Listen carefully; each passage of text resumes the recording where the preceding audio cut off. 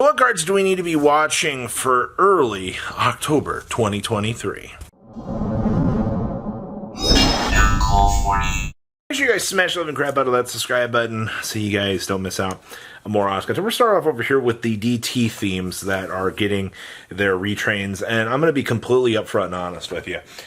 There are a lot of cards that have already blown up in price. Gen X Ally Axel being one of the key ones. Ice Barrier cards are still kind of maintaining a nice little front. Infernoid stuff, it's doing Infernoid things. Let's be honest. I mean, between the four themes, you got to ask yourself, do I want to buy into the hype? And the reason why I wanted to mention this is there's always going to be a chance to get cheap things on the market that, might miss an opportunity or so.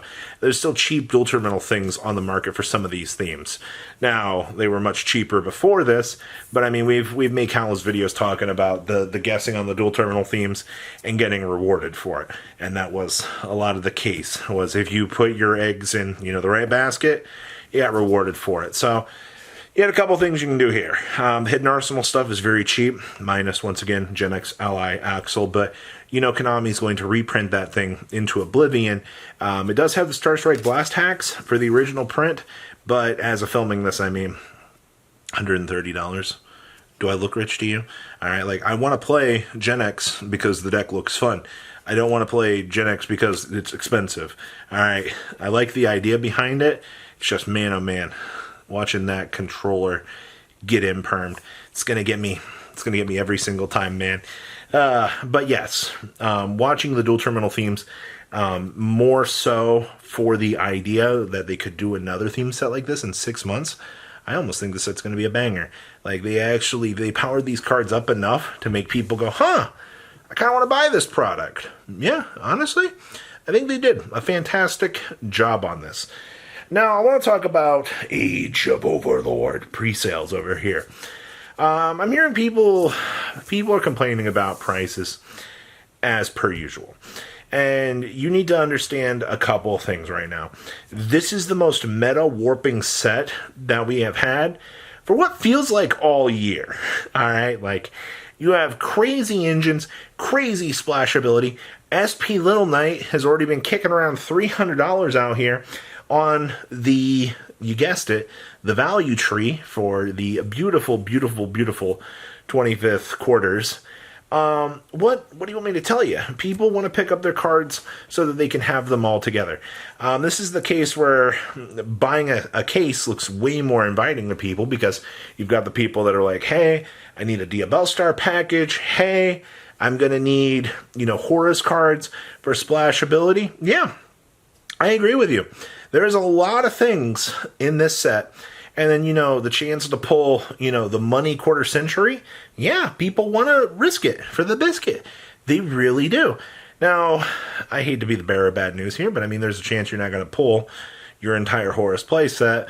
Thank you, Seeker Rares. Thank you. And, what if you need multiple SP Little Knights? There are builds out here that play 2 or 3. What if you only pull 1 on your case? Could actually happen. So the approaching of the pre-sales where prices look a lot better and a lot more inviting. Remember, discount code MCO40 is going to get you the chance to help save on a lot of those purchases.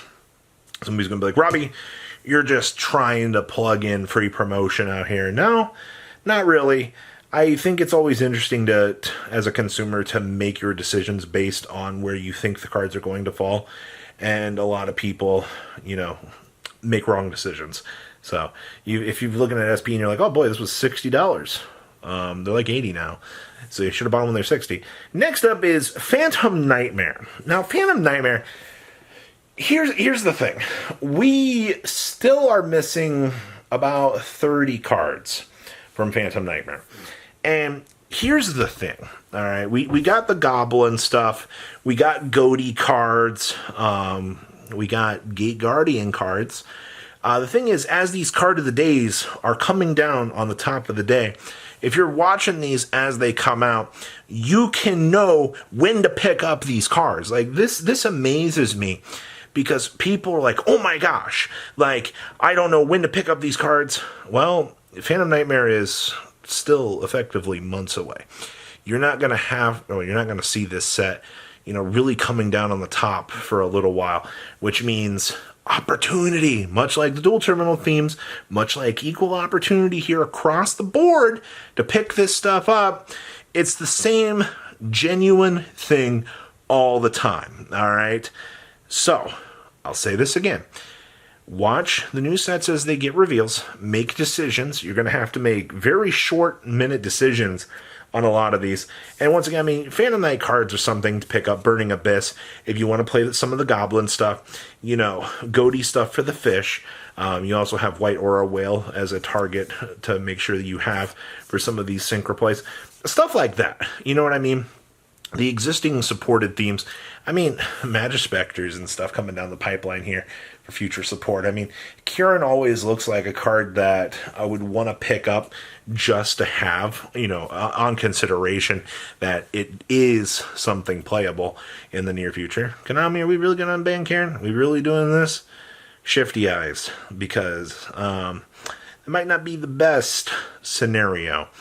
I honestly don't want to deal with that. Now, I want to talk about Yugi and Kaiba cards. Now, this is something very, very interesting because we are on the clasp of the actual date of the anniversary. And, the next set, based on the naming scheme, sounds like it's going to be a Blue Eyes themed set. Now, to my knowledge, the first set in the game of Yu-Gi-Oh! Had a Blue Eyes White Dragon on it, but Blue Eyes itself was not actually in the set, which, if it's 25 years of the game, and we are heading on up here to this, that means that there's probably going to be Yugi and Kaiba support in there.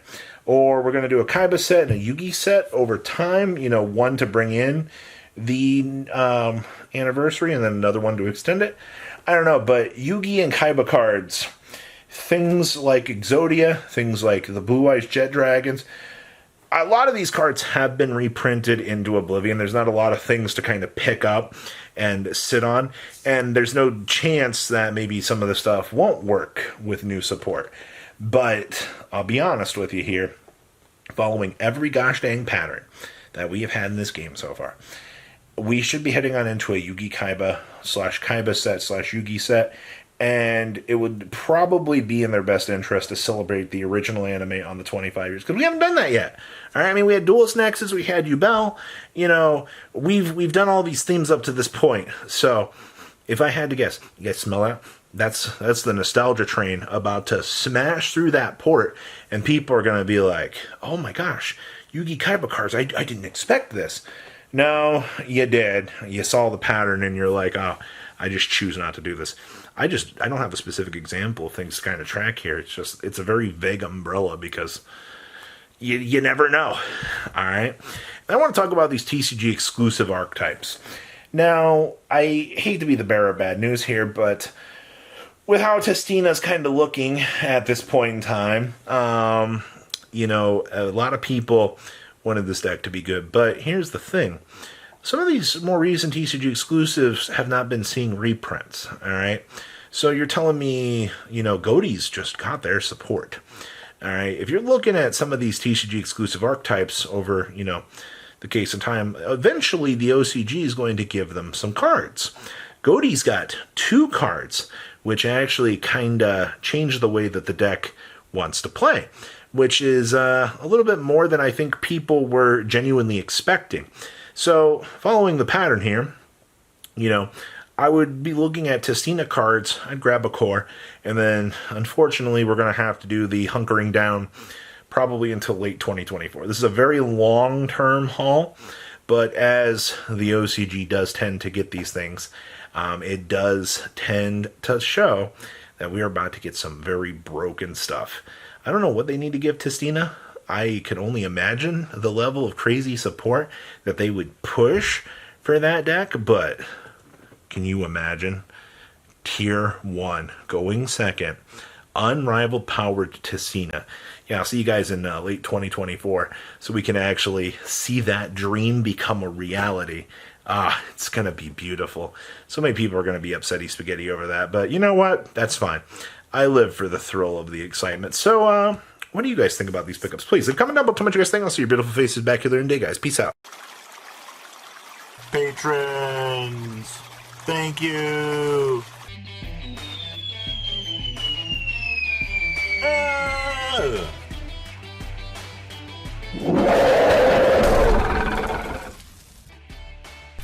Thank you so much for watching. Check out these other videos.